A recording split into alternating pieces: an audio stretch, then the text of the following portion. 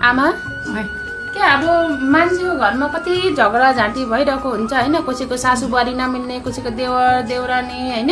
अब त्यस्तो देख्दा चाहिँ अब कसलाई उस्तो भन्नु, अब देउरानी उस्तो भन्नु कि दाजुभाइ त्यस्तो भन्नु कि सासू बुहारी उस्तो भन्नु, कसलाई चाहिँ अब गलत भन्नु हौ?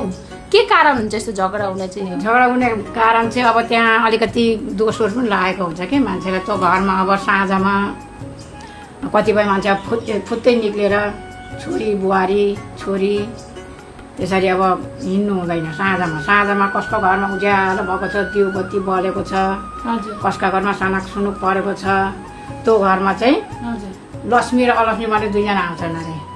आएपछि अनि लक्ष्मीले यसो हेर्नुहुन्छ, अरे ला यहाँ त झगडाझुगडी पनि हुँदैछ, कलङ्क पनि हुँदैछ।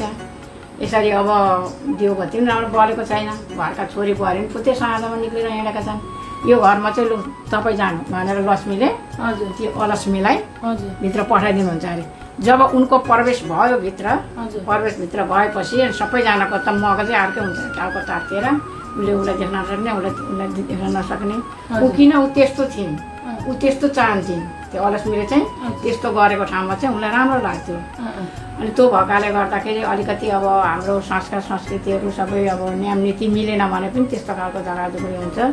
त्यहाँ अब सासूलाई पनि दोस्ने कुरो भएन होइन, बुहारीलाई पनि दोस्ने कुरो आएन। त्यो केही अब घरमा केही नै भएकाले गर्दाखेरि चाहिँ त्यहाँ अब मान्छेको मगज अर्कै खालको हुन्छ भनेर चाहिँ भन्छ कि। केही अब इमर्जेन्सी पऱ्यो, कतै साँझमै निस्केर हिँड्नु पर्ने नै खालको हुन्छ कहिलेकाहीँ, त्यस्तो हुँदा चाहिँ के गर्नु? त्यस्तो हुँदा चाहिँ अब नानीहरू साह्रै बिमारी भयो, साँझ झ्याप्प परेको छ, त्यो साँझ बारी राख्नु भएन, इमर्जेन्सी भयो लिएर जानुपर्छ। अब कतै कहाँ अब मरुसोरु पऱ्यो, आकार भयो, त्यहाँ अब जानु पर्यो। अब कतै के आपद विपद आइलाग्यो भने त्यही पनि फुत्तै निक्लेर जानुपर्छ।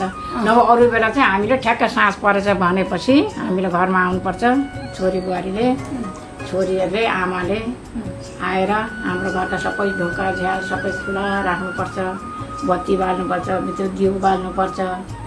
अनि जाने नजानेको यसो भगवानको नाम सम्झेर गऱ्यो भने त्यो घरमा चाहिँ शान्ति रूपी लक्ष्मी माता आएर प्रवेश गर्नुहुन्छ। अलक्ष्मी बाहिरै बस्छिन्। त्यही सोध्नु मन लाग्यो र नि। कसैले अब मेरो सासू यस्तो भन्छन्, कसैले मेरो बुहारी यस्तो भन्छन्, अनि कसैले अब देवर देवरानी होइन दाजुभाइ जो पनि अब उसलाई दोषेको हुन्छ, उसले ऊ नमिलेर म नमिलेको भन्ने त्यस्तो हुन्छ नि त। त्यही भएर सोध्नु मन लाग्यो। यस्तो हुन्छ नि त, सासू पनि सासूकै थान्कामा रहनुपर्छ, हजुर, बुहारी पनि बुहारीकै थान्कामा रहनुपर्छ। आफ्ना स्वभावमा आफ्नो थान्कामा राखेपछि त्यो घरमा कहिल्यै झगडा हुँदैन सासू बुहारीको। त्यस्तो